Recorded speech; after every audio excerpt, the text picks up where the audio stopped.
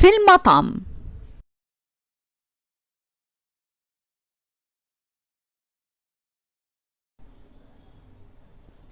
علي بن أحمد شاب قطري يعمل موظفا في إحدى الشركات الكبرى في الدوحة.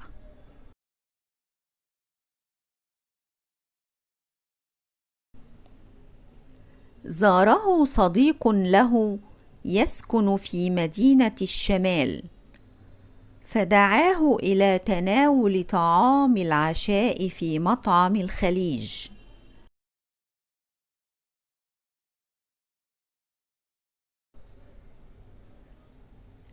وفي المطعم رحب بهما عامل المطعم وقدم لهما قائمة الأطعمة.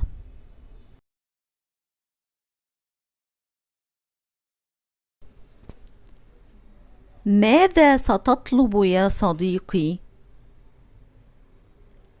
سأطلب حساء الخضر أولا، فهل يجيدونه في هذا المطعم؟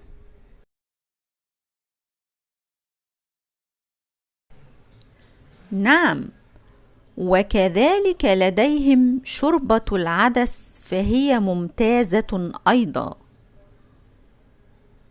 وهل يجيدون إعداد سمك الصافي؟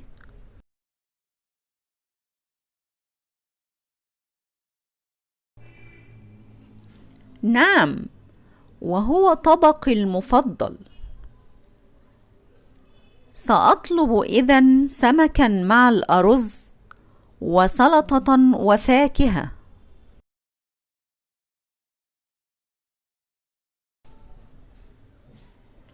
أما أنا فسأطلب اليوم كبابا مشكلا مع المقبلات.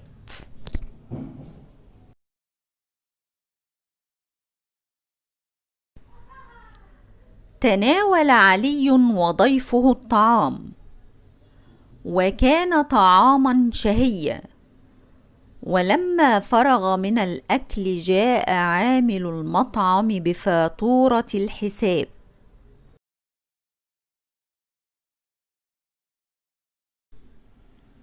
تفضل يا سيدي فاتورة الحساب، وأرجو أن يكون الطعام قد أعجبكما. نعم أعجبنا، وشكرا على هذه الخدمة الجيدة.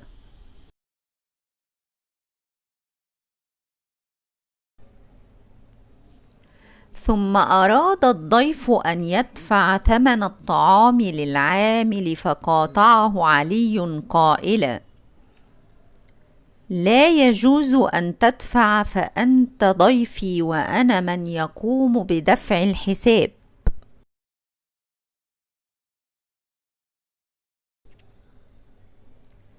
شكرا لك يا صديقي على هذه الضيافة الكريمة،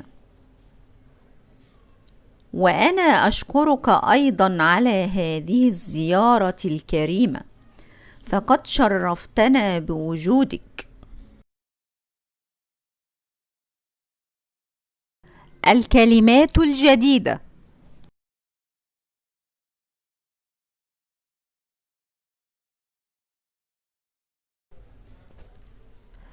المائدة، الموائد، حساء، أحسية، مشوي، مشويات، سلطة، سلطات، ضيوف، أضياف، ضيافة، ضيافات.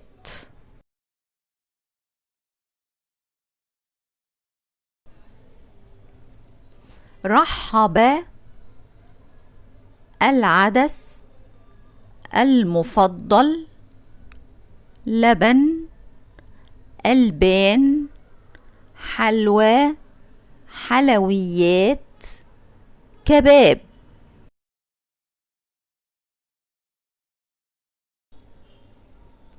شهي، فرغ، يشارك، لا يجوز.